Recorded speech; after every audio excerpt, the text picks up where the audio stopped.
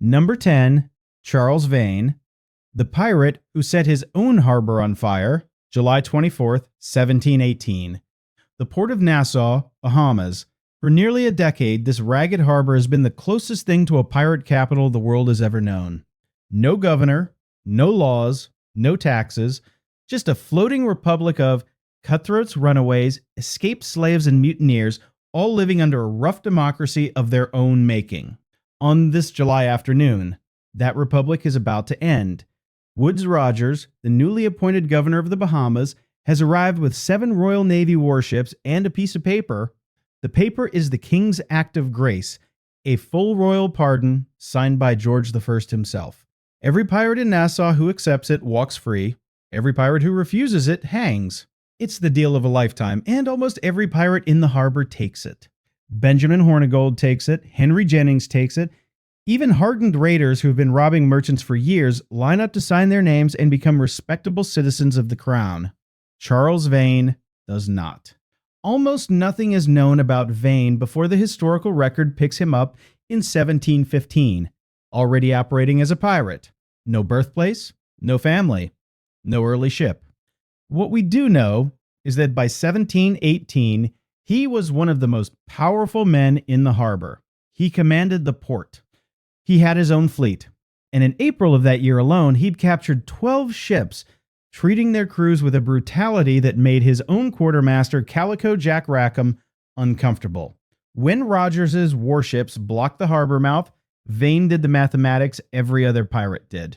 Accept the pardon and give up the loot? Refuse it and face the Royal Navy? Every rational calculation pointed toward surrender.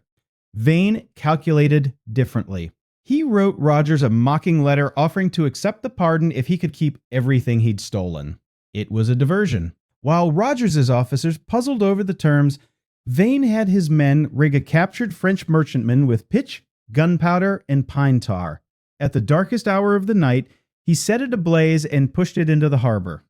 The burning ship drifted toward the Royal Navy blockade, with its cannons cooking off in the flames, firing at random.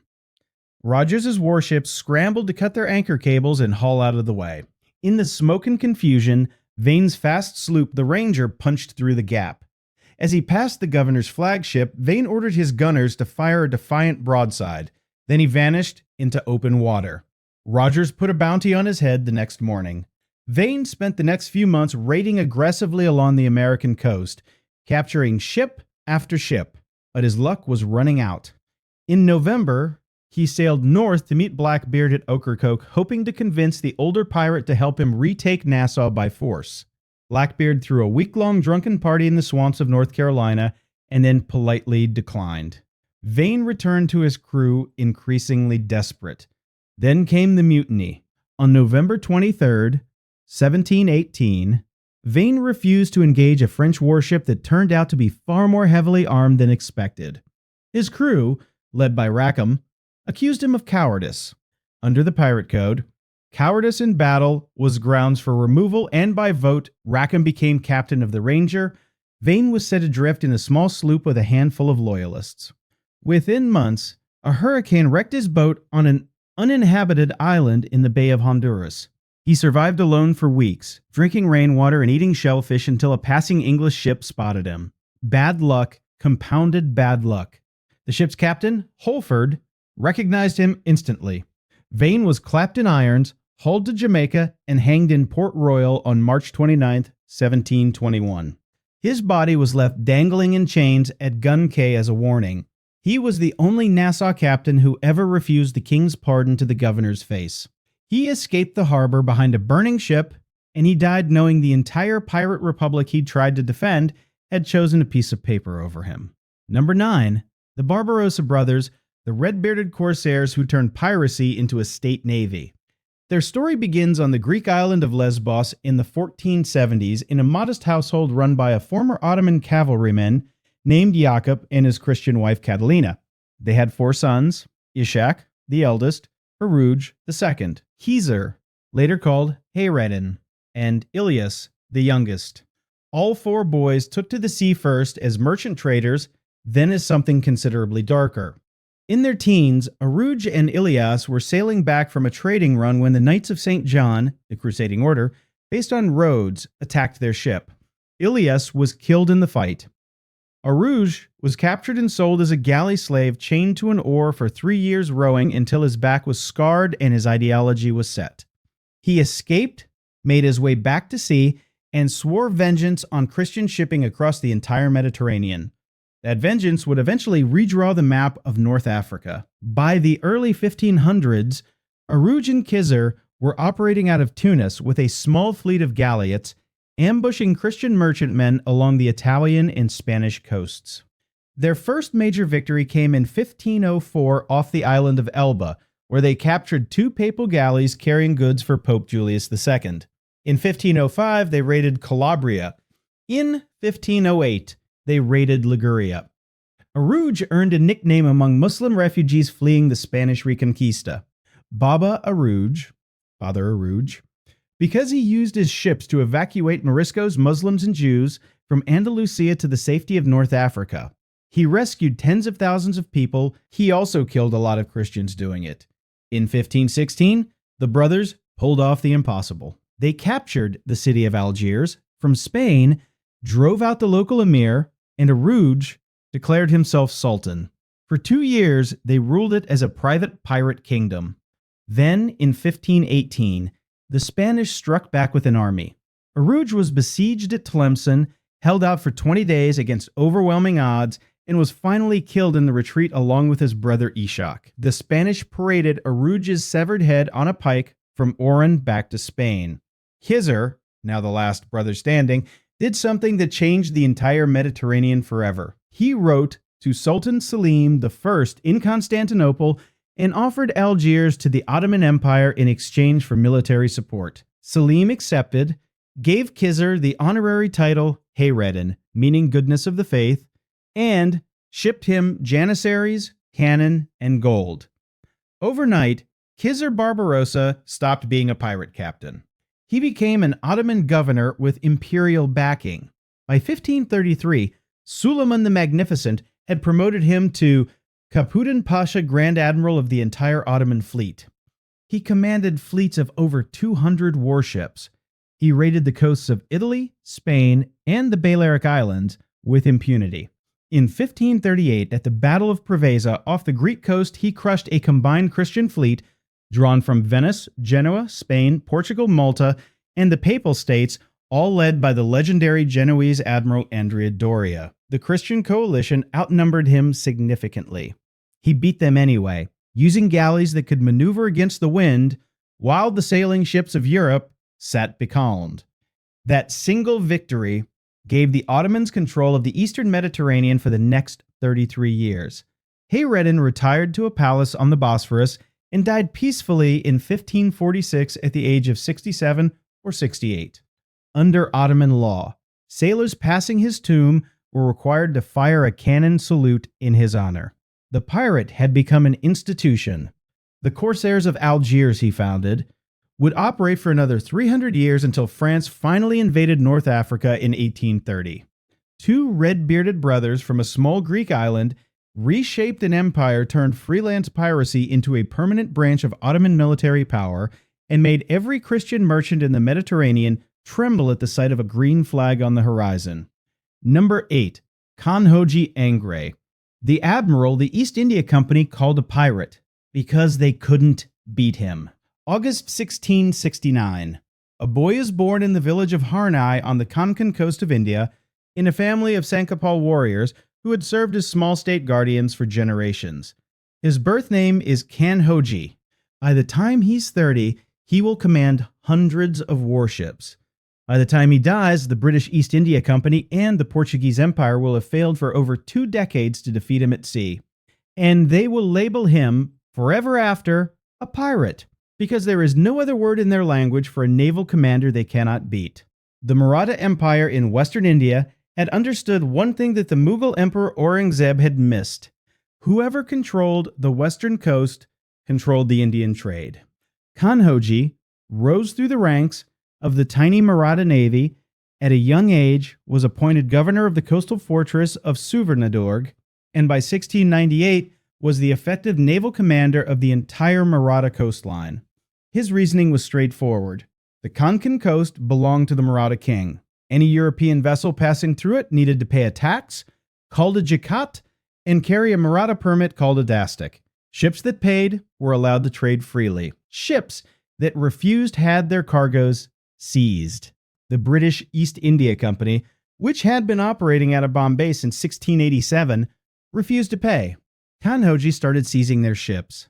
In November 1712, in an act of almost theatrical audacity, his fleet captured the armed yacht Algerine, personal property of William Aislabie, the president of the East India Company's Bombay Council. Kanhoji held the ship and its passengers for over a year and finally released them for a ransom of 30,000 rupees.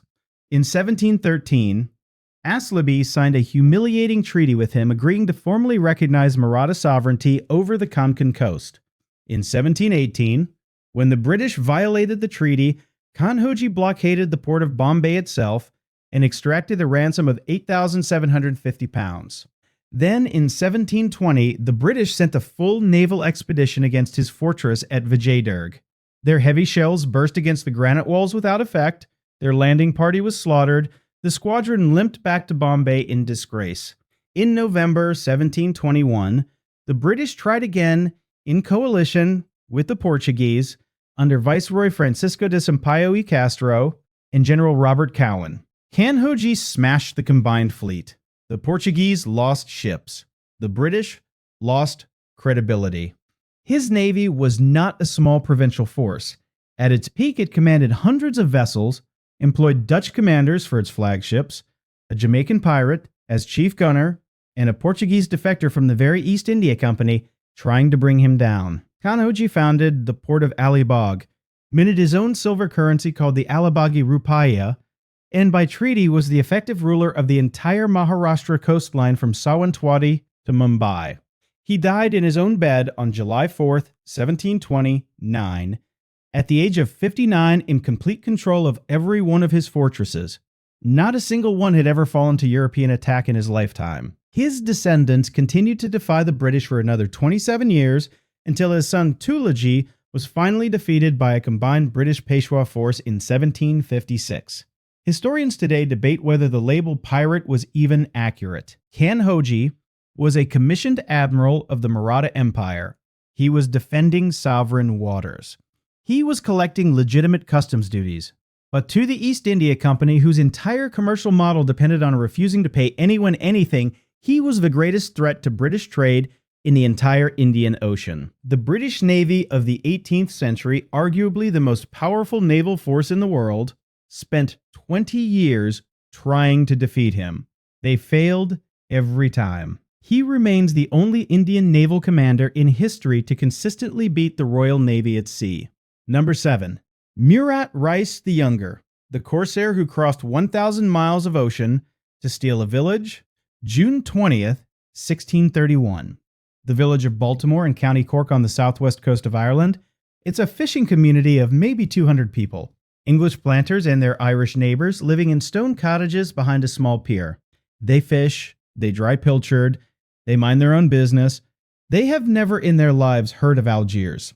At 2 a.m., 230 armed men come out of the darkness. They are Ottoman Janissaries, Dutch renegades, North African corsairs, and their leader is a 60-year-old Dutchman named Jan Janzoon van Haarlem, now known to the world by his Muslim name, Murat Reis the Younger.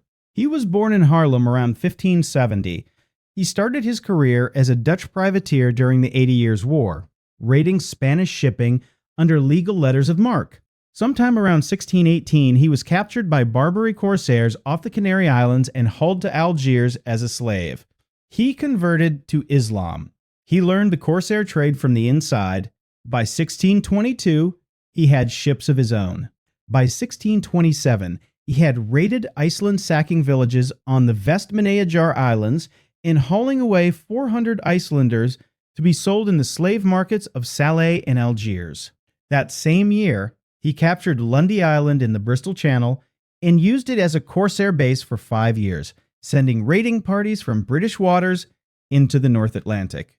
In May 1631, He sailed from Algiers with a 300-ton Dutch-built man-of-war carrying 24 cannon and about 200 crew, plus a smaller consort ship. His crew included Ottoman janissaries, the elite standing infantry of the Sultan, hardened professional soldiers armed with muskets and scimitars. His target was the British Isles. His method was slave raiding. His purpose was profit. Off the south coast of Ireland, he intercepted a small fishing boat crewed by a man named John Hackett. Hackett bought his own life by offering to guide the corsairs to a soft target. He steered them past Kinsale, past the well-defended ports, and directly to the little fishing village of Baltimore. On the night of June 19th, the ships anchored east of the harbor. At around 2 a.m. on June 20th, 60 armed men landed and moved quickly through the settlement they called the Cove. They kicked in doors, they dragged families from their beds, children were snatched, women bundled up, men clubbed if they resisted. 2 men were killed, Thomas Corlew and John Davis. Everyone else was chained. The raid moved uphill toward the main village. A musket shot from a house alerted the rest of the settlement, and a drum began beating the alarm. Murat Reis, always the professional, called off the attack and withdrew with what he already had. 107 villagers, according to the official Irish records. 20 men, 33 women, 54 children. All of them were driven aboard the ships and taken to Algiers. They arrived on July 28, 1631, and were sold in the slave markets. Most went into hard labor, some into domestic service. The women were sold into harems. Only 3 of the 107 ever returned to Ireland. 1 was ransomed early. 2 more were recovered in 1646, 15 years later. The rest lived and died as slaves in North Africa. John Hackett, the guide, was arrested by English authorities, tried for treason, and hanged from a cliff outside the ruined village. The raid on Baltimore is the only recorded large-scale Barbary slave raid ever conducted on the mainland of Ireland or Britain. It provoked a diplomatic crisis, forced the Royal Navy to reorganize coastal defenses, and left a wound in Irish memory that lasted centuries. The poet Thomas Davis wrote about it 200 years later. Murat Reis himself was never punished. He served the Sultan of Morocco as governor of Owalia, retired in comfort, and died sometime after 1641. An old man with 4 wives, an inherited fortune, and 107 Irish villagers on his ledger. Number 6. Klaus Störtebeker, the pirate whose headless corpse allegedly walked. Northern Germany, the 1390s. The Baltic Sea is the economic engine of medieval Europe, and the Hanseatic League, a confederation of merchant cities from Bruges to Novgorod, controls almost all of the trade that moves across it. Grain, herring, fur, timber, salt, wax, amber. The Hanse is rich beyond measure. Klaus Störtebeker plans to take some of it. His origins are debated. Some accounts place his birth in Wismar around 1360. Others say he came from Rügen or from Bergen, or from any number of small, Low German coastal towns. His name isn't even a name. It's a nickname. Störtebeker, in Low German, means empty the tankard, referring to his alleged party trick of downing a 4-liter mug of beer in a single gulp. What we do know is that in 1392, during a war between Sweden and Denmark, Störtebeker joined a company of privateers licensed to supply the besieged city of Stockholm. They called themselves the Vitalienbrüder, the Victual Brothers. When the war ended, the license expired. The Victual Brothers did not disband. They renamed themselves the Leica Dealers, meaning equal sharers, and began raiding Hanseatic shipping under the slogan Gottes Vrende und aller Welde Viende, God's friends and the whole world's enemies. From their base on the shattered port of Visby on Gotland, and later from bases in East Frisia, they choked the entire Baltic trade for nearly a decade. In 1391, they captured Bornholm. In 1393, they sacked the great trading city of Bergen in Norway. In 1394, they took Malmö. They intercepted grain fleets bound for famine-stricken Novgorod, hijacked herring shipments during the peak Scania fishing season, and looted so many merchant hulls that the Hanseatic League convened emergency sessions to raise money for a naval response. In 1401, the League fitted out a war fleet under the command of Simon of Utrecht, sailing on a ship famously known as the Bunte Koe, the Motley Cow. Some accounts also credit the capture to Herman Lang and Nicolaus Schokke a year earlier. Whatever the exact chronology, Störtebeker was eventually caught in a naval action off the North Sea island of Heligoland. Legend claims he was betrayed by one of his own men who poured molten lead into the rudder chain, disabling his flagship. He and 72 of his crew were hauled in chains to Hamburg. On October 20th, 1401, they were led out to the Grabrook, a stretch of open land outside the city walls, where the executioner's block waited. According to the chronicles, Störtebeker made a strange last request. He asked the mayor of Hamburg to spare any of his men that his own headless body could still walk past after decapitation. The mayor, thinking this an impossibility, agreed. Störtebeker stepped up to the block, the executioner's axe fell. And then, according to every medieval account of what followed, his headless body rose to its feet and began to walk. It walked past one crewman, then two, then 3, then 5, then 8, then 11. On the 12th, the executioner deliberately tripped the corpse with an outstretched foot. The body finally collapsed, but the mayor did not honor his bargain. All 73 men were beheaded, including the 11 Störtebeker had walked past. The Senate then asked the executioner if he was tired. He replied that he could just as easily execute the entire Senate. For that impertinence, the Senate had him executed too, by the youngest man in the room. The heads of all 73 pirates were impaled on stakes along the Elbe as a warning. In 1878, a skull with a metal nail driven through it was excavated near the harbor. Some claim it is Störtebeker's, others dismiss the whole story. Modern historians now believe that Störtebeker may actually have lived until as late as 1413, since Hanseatic records mention a pirate of that name still operating years after the alleged execution. But the story of the walking corpse is one of the oldest and most persistent legends in German folklore. Whatever really happened on the Grasbrook that October morning, the Hanseatic League never forgot the man who choked the Baltic for a decade under the banner God's Friend, the world's enemy. His statue still stands in Hamburg's Hafen City today. Number 5. François l'Olonnais, the pirate who ate a man's heart to make a point. He is arguably the cruelest human being ever to command a pirate ship. His real name was Jean-David No. He was born in Les Sables d'Olonne, a fishing village in western France, around 1635. Little is known of his childhood except that his family was so desperately poor, they sold him, or he sold himself, into indentured servitude with the French West India Company at the age of 15. He was shipped to Martinique, worked on sugar plantations, and finished his contract in 1660. He immediately went to Tortuga, the pirate island off the north coast of Hispaniola, and joined the French buccaneers who preyed on Spanish shipping. Within a few years, he had his own ship. Within a decade, he was one of the most feared men in the entire Caribbean. His methods were carefully designed to break any prisoner's will, cutting slivers of flesh from a man's body with a cutlass, roasting captives alive over slow fires, squeezing men's heads with knotted ropes until their eyes bulged from their sockets, sometimes just running a captive through with a sword to save time. The Spanish called him El Olonés and later La Flail des Espagnols, the flail of the Spanish. In 1667, he launched his most infamous expedition. With a fleet of 8 ships and around 660 men, he sailed to the pearl-rich port of Maracaibo on the coast of Venezuela.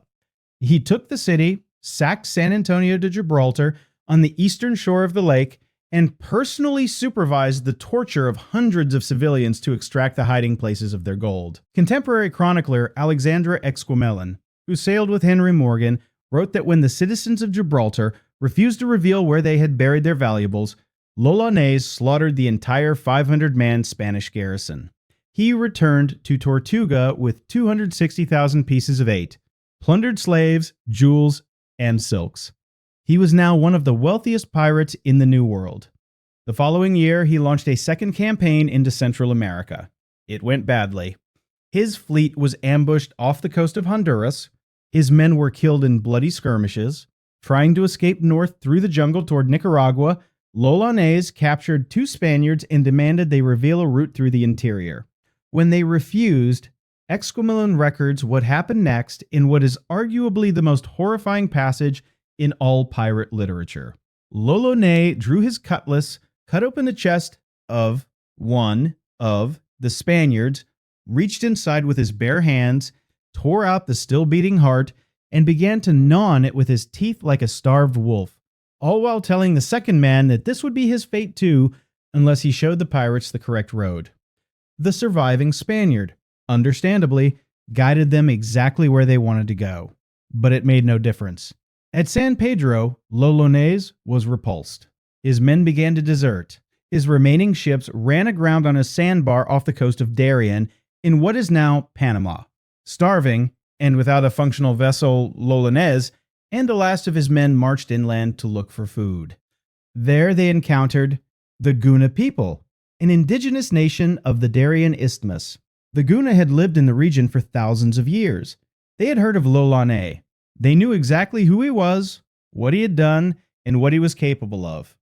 What they did to him next has been debated for over 350 years.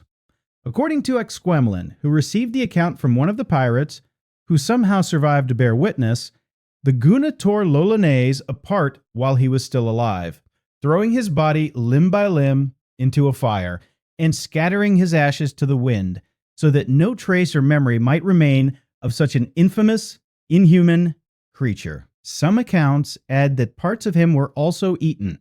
Whether this last detail is fact or moral fable is impossible to know. What is certain is that François L'Olonnais died sometime around 1668 or 1669 at roughly 33 years old, in one of the most spectacularly gruesome endings ever recorded for a pirate captain. He personally killed, by his own boast, over 100 men. He tortured hundreds more. He was one of the very few pirates in history who died in a manner even more brutal than the deaths he had inflicted on others. Number 4. Blackbeard, the pirate who took an entire city hostage for a chest of medicine. Mid-May 1718. Charleston Harbor, South Carolina. It's the most important port in colonial America, south of the Chesapeake. It handles rice, indigo, deerskins, and slaves.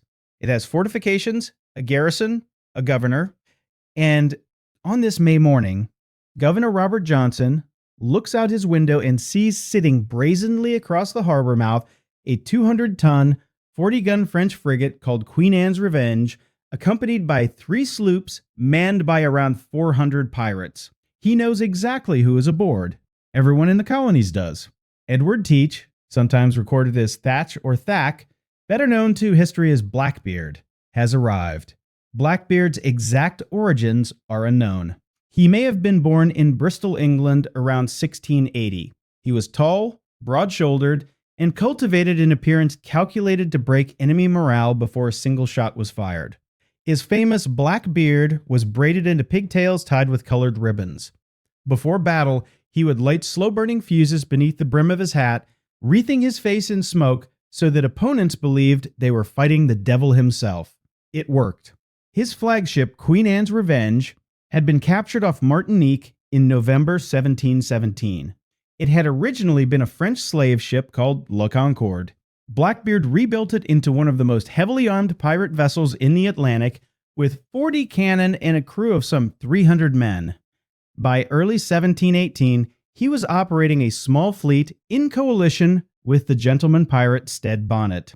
The blockade of Charleston lasted almost a full week. Blackbeard's ships stopped every vessel attempting to enter or leave the port.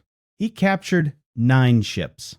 He took hostages, including a prominent member of the governor's council named Samuel Wragg, and Wragg's 4-year-old son William. Then he sent his demand ashore. He did not want gold. He did not want jewels. He wanted a chest of medicine.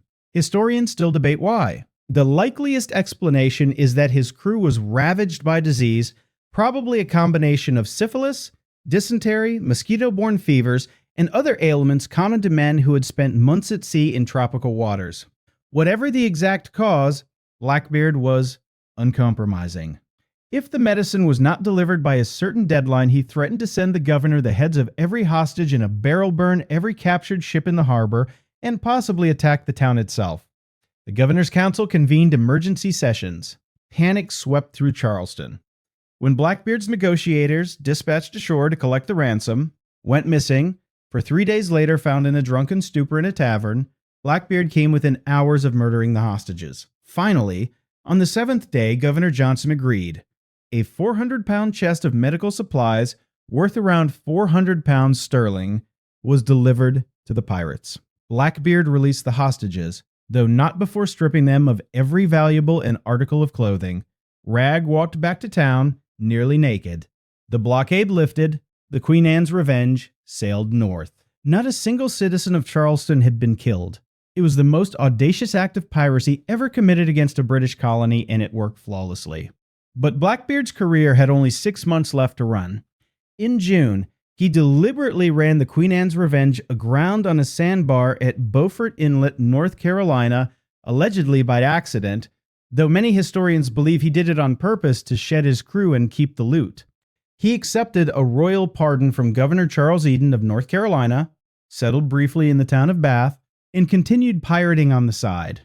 Governor Alexander Spotswood of Virginia, disgusted by North Carolina's tolerance of him, dispatched 2 sloops under the command of Lieutenant Robert Maynard of the Royal Navy to hunt Blackbeard down.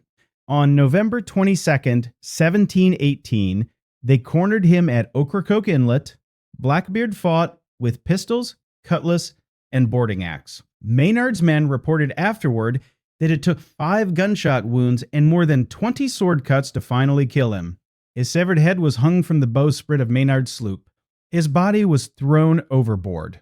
Legend says it swam around the ship 3 times before it sank. He blockaded an American city, ransomed it for medicine, and walked away with everything he wanted. There was no other pirate before him who ever thought that big. Number 3, Sam Bellamy, the Prince of Pirates, the richest pirate in history, and the youngest to die at the top.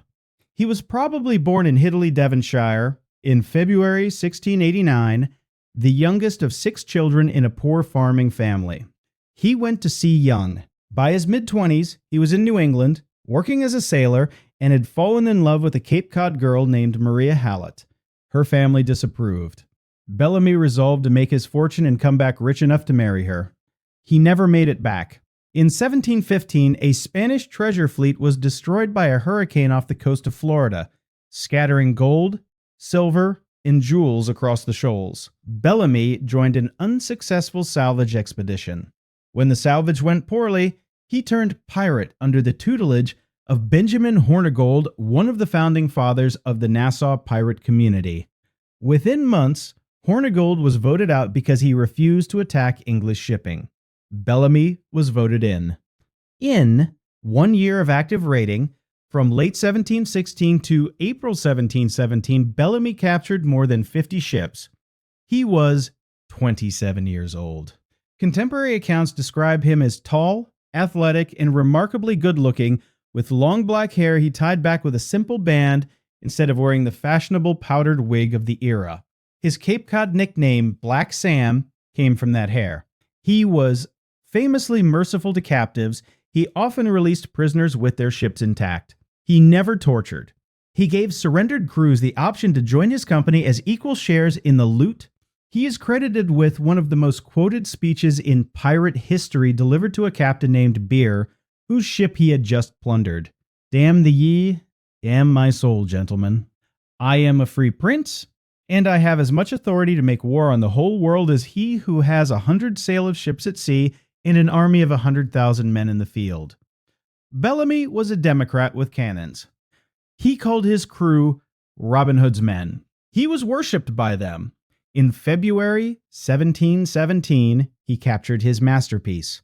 The Whydah Galley was a brand new 300-ton, 3-masted London slave ship freshly built by the Royal African Company in 1716.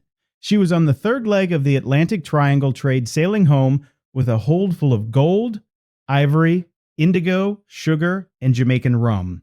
Bellamy chased her for 3 days through the Windward Passage before finally catching her near the Bahamas.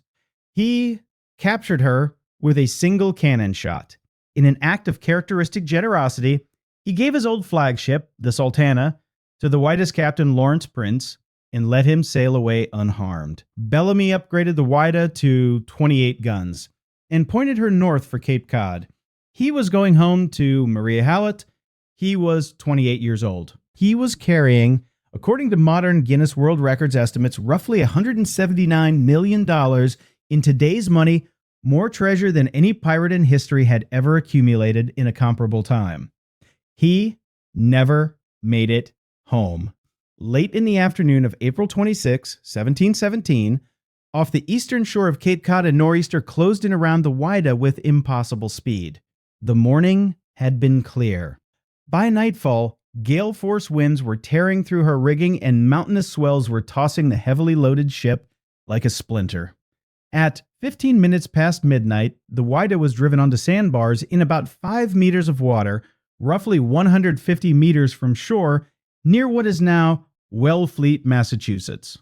Her masts snapped. She rolled onto her beam ends. She was dragged into deeper water, capsized, and sank. Of 146 men aboard, only 2 survived. A carpenter named Thomas Davis and a young pilot of Central American Mosquito descent named John Julian. Bellamy's body was among 102 washed ashore in the following days. The remains were buried by the town coroner in unmarked graves along the Cape. In 1984, a marine archaeologist named Barry Clifford located the wreck of the Whyda in the shallows off Wellfleet, becoming the first authenticated Golden Age pirate wreck ever discovered. Coins, cannon, weapons, and even a small leg bone belonging to a boy between 8 and 11 years old, likely a young crew member named John King, have been recovered from the sea floor. Some of the treasure is still down there. The Prince of Pirates was 28 years old when he drowned. In a career of barely 14 months, he'd become the wealthiest sea rover ever recorded. King George's royal pardon for all pirates arrived in Boston 5 months later. It arrived too late for Sam Bellamy, and it arrived 3 weeks too late for the 6 members of his crew who survived the shipwrecks and were hanged in Boston in October 1717. Number 2, Henry Every, the man who triggered the first global manhunt in history and vanished forever, May 16, 94, off the coast of A Coruña in northern Spain. Henry Every, sometimes recorded as Avery, is first mate aboard the Charles II, an English privateer preparing to sail for the Caribbean under a Spanish commission. The crew has not been paid in 8 months. The captain is drunk, Every leads a mutiny, seizes the ship, renames it the Fancy Sails to the Cape Verde Islands, and turns pirate. Almost nothing is known about him before this moment.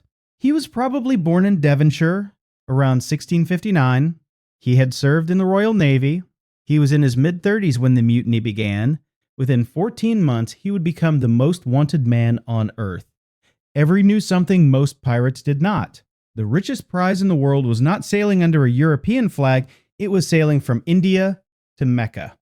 Every year, the Mughal Emperor Aurangzeb sent an enormous pilgrimage fleet across the Arabian Sea, loaded with gold, silver, jewels, silks, and thousands of pilgrims paying for their journey with the accumulated wealth of the richest empire on earth. Every planned to steal it. In August 1695, the Fancy reached the Strait of Bab el-Mandeb, the narrow choke point at the mouth of the Red Sea where the shipping lanes narrow to just 26 kilometers. There, Every allied with 5 other pirate ships, including Thomas II's Amity, forming a small pirate flotilla of 6 vessels and around 440 men. He was elected Admiral of the combined force. On September 7th, 1695, the pirates ambushed a 25-ship Mughal convoy returning from Mecca to Surat. Under cover of darkness, most of the fleet slipped past, but 2 ships fell behind. The Fateh Muhammad, the escort, was overtaken and looted for around 40,000 pounds. Then Every's Fancy caught up with the prize itself, the Ganji Saiway. The name means exceeding treasure in Persian. She was a 1,600-ton ship carrying 80 cannon, 400 armed soldiers, and around 700 pilgrims and crew. She was the personal property of the Emperor Aurangzeb. She was, by every measure, one of the most heavily armed merchant vessels on Earth. Every should have been outgunned. Instead, catastrophe struck the Mughal side. One of the Ganji Saiway's own cannons exploded during the opening exchange, killing its gun crew and blowing a hole in the deck. Evry's first broadside then shattered the ship's mainmast. His men boarded. A vicious hand-to-hand battle followed. The Ganji Saiway's captain, according to one account, abandoned his soldiers and hid below decks, ordering a group of enslaved women to fight in his place. The pirates overwhelmed the defenders. What happened next was, by any measure, one of the worst atrocities in the history of piracy. The pirates spent days aboard the Ganji Saiway, torturing crew and passengers to reveal hidden valuables, subjecting the female pilgrims, several of whom were reportedly relatives of the Mughal emperor himself, to appalling violence. The final haul was between 325,000 and 600,000 pounds sterling in gold, silver, coins, and jewels. In modern purchasing power, this is estimated at somewhere between 100 million and 400 million US dollars. Evry and his crew split the take roughly 1,000 pounds and a handful of gemstones each, an amount that could buy a country estate in England outright. Aurangzeb was incandescent. Muslim pilgrims robbed and murdered on the emperor's own ship. He ordered his army to seize the ports of Bombay, Surat, Broach, Agra, and Ahmedabad.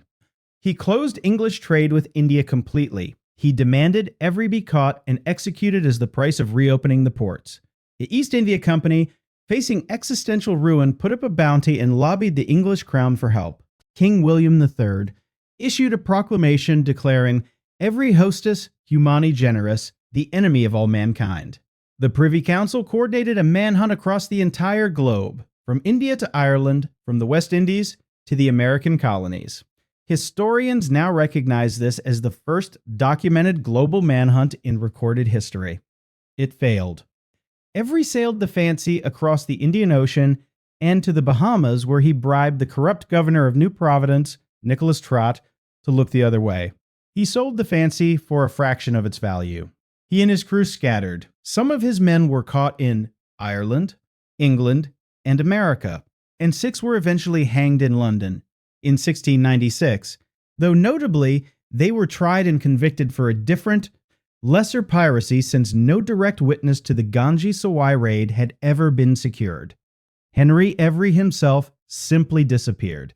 Some accounts say he retired to Devon under a false name. Others say he was cheated out of his fortune by Bristol merchants and died penniless.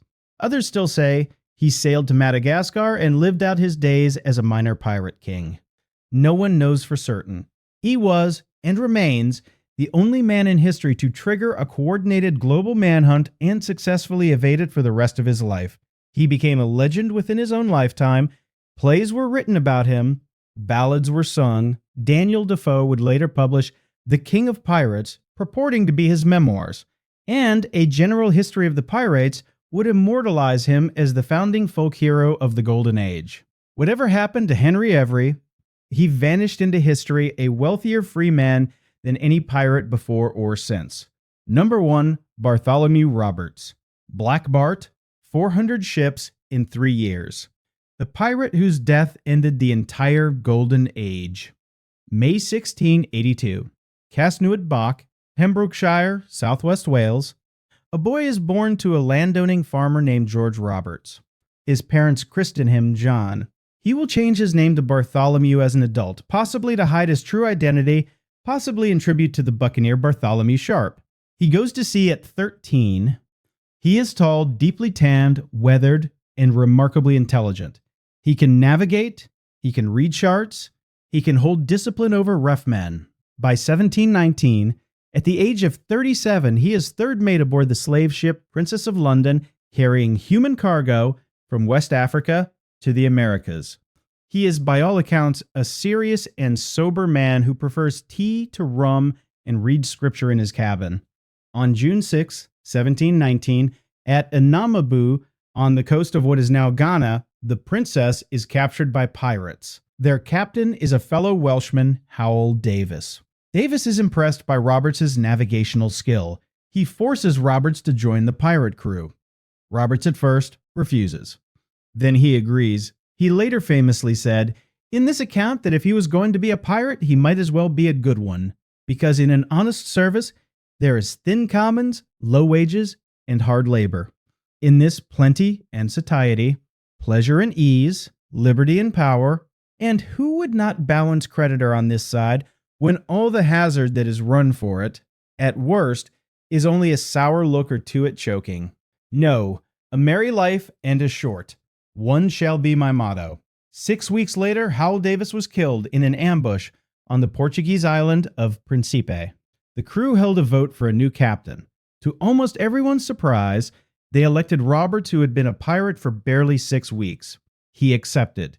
What followed over the next 3 years is arguably the most successful piratical career in recorded history.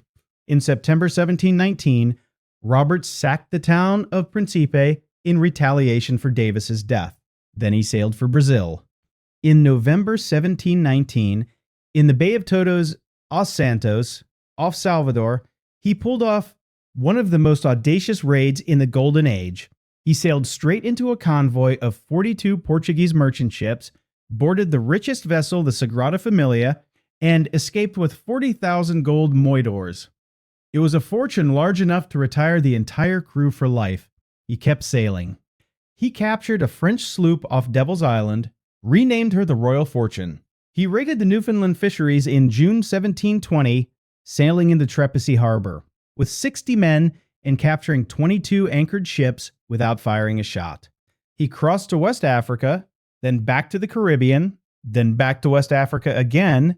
His flags were provocative, even by pirate standards. One depicted him standing on 2 skulls labeled ABH for a Barbadian's head and AMH for a Martinican's head, a warning to those specific colonies that had dispatched hunters after him. Another showed him toasting a wine cup with death itself. In April 1721, off Martinique, he captured a 52-gun French frigate. Aboard was the governor of the French colony of Martinique. Roberts hanged him from his own yardarm. This was the final straw. Both the French Navy and the Royal Navy dispatched dedicated pirate hunting squadrons to catch him. Roberts drew up a formal pirate code with 11 articles regulating conduct, votes prize shares, and compensation for injuries. His crew was disciplined. His ships were well provisioned. He forbade gambling and required lights out at 8 p.m. In January 1722, off Ouida in West Africa, he blockaded the port and captured 11 slave ships in a single operation. It was here his end began. Captain Challoner Ogle, of His Majesty's ship Swallow, one of the pirate hunting warships specifically dispatched from London to find him, was on his trail. On February 5th, 1722, Ogle spotted Roberts's 3 ships anchored at Cape Lopez in what is now Gabon. The Swallow turned to avoid a shoal. Roberts's men, hungover from a night of drinking and celebrating a recent capture, mistook the man-of-war for a fleeing merchantman. James Skyme's Ranger gave chase. The Swallow led her out to sea, opened her gun ports, and destroyed her. Ogle returned to Cape Lopez on the morning of February 10th, 1722. Roberts saw the Swallow coming. He put on his finest crimson damask waistcoat and breeches, his hat, with the red feather, his gold chain with a diamond cross given to him by the Portuguese governor at the sacking of Bahia. He ordered his men to prepare for a running fight. He intended to slip past the Swallow with the wind at his stern and disappear. He almost made it. As the ships passed each other, the Swallow fired a full broadside of grapeshot. A piece of grapeshot struck Bartholomew Roberts in the throat. He was dead before he hit the deck. His crew, honoring a pact they had made together, threw his body overboard, weighted with cannonballs, and wearing his full finery so that his corpse could never be captured or displayed by the authorities. He remains the only major Golden Age pirate whose body was never recovered. The battle went on for another 2 hours. When it ended, the Swallow had captured 272 pirates.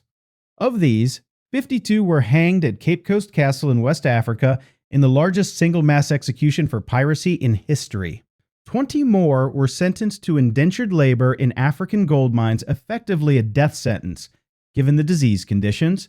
18 were tarred, encased in metal cages, and left dangling on the coast. As a warning, Roberts was 39 years old. He had captured, by conservative modern estimates, more than 400 ships in a 3-year career. Some scholars place the total closer to 470. It was more than any other pirate in history, before or since. He did not just die. He took the Golden Age with him. Historians almost universally agree that his death on February 10th, 1722, marks the end of the Golden Age of piracy. No comparable pirate emerged after him. By 1730, the Atlantic Ocean was effectively safe for merchant shipping again. Trade routes stabilized. The Royal Navy had learned how to hunt pirates efficiently, and the Piracy Act of 1721 had given colonial officials the legal tools to try and execute pirates without having to send them back to London. The dream of the Pirate Republic was finished. Charles Vane had died in Jamaica the year before. Blackbeard was 3 years in the ground. Sam Bellamy was 5 years drowned. The Nassau Republic had fallen. Henry Every had vanished. Now Roberts was gone too, and with him went the last man who could have kept the dream alive. He was buried at sea near Cape Lopez off the coast of modern Gabon, wearing his finest silks and a diamond cross. A Welshman who had turned pirate against his will and become the deadliest sea rover the Atlantic Ocean had ever seen. Captain Challoner Ogle was knighted for killing him. He remains the only Royal Navy officer ever knighted specifically for defeating a pirate. And Bartholomew Roberts, Black Bart, the man who took over 400 ships in 3 years, remains by every measurable statistic the single most successful pirate in recorded history. If his death didn't end the Golden Age, it certainly ended the age of anyone believing a pirate captain could beat the Royal Navy in a straight fight. 10 pirates, 3 centuries of terror across every ocean on Earth, fleets dispatched to hunt them, treasuries drained to pay their ransoms, kings signing pardons in desperation to buy them off. And these are just the ones history remembered. There were hundreds more whose names never made the trial records, whose ships sank without witness, whose plunder ended up in graves no one has ever dug. Some of these men wanted revenge, some wanted only the next horizon, but all of them, from the docks of Devonshire to the beaches of Darien, from the mouth of the Red Sea to the shores of County Cork, from the Baltic ice to the Bay of Bengal, forced the most powerful empires on earth to change their strategies, change their laws, and in some cases, change their maps. The Royal Navy grew into what it became precisely because of the pirates it had to hunt. The East India Company built its private army because of Kanhoji Angre. The Ottoman Navy became a Mediterranean power because of the Barbarossa brothers. Every merchant flag that sails safely across an ocean today does so on the sea lanes cleared by centuries of naval warfare against men whose names are on this list. If you enjoyed this countdown and want to see more forgotten and infamous chapters of pirate history, real stories, verified facts, no Hollywood, keep watching. There is another countdown coming soon on the 10 most brutal pirate deaths in history, and you will not believe what number 1 did to earn his ending. Thank you for watching.